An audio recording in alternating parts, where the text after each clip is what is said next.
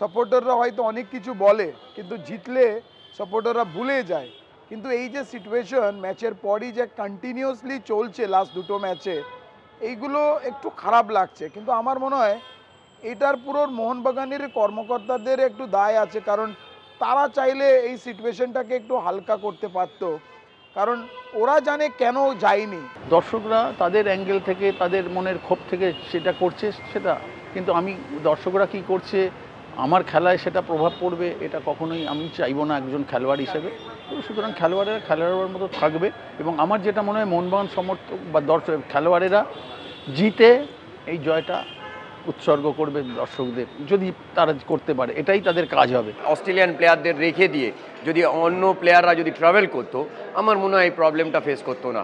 কেন আমাদের 2012-তে সেম ইরাকে তোমরা জানো ট্রেভার, বোরসিচ এবং টোলগে এখানকে ওদেরকে রেখে আমরা পেন এবং উগার সাথে ট্রাভেল করেছিলাম 2012-তে এএফসি কাপ।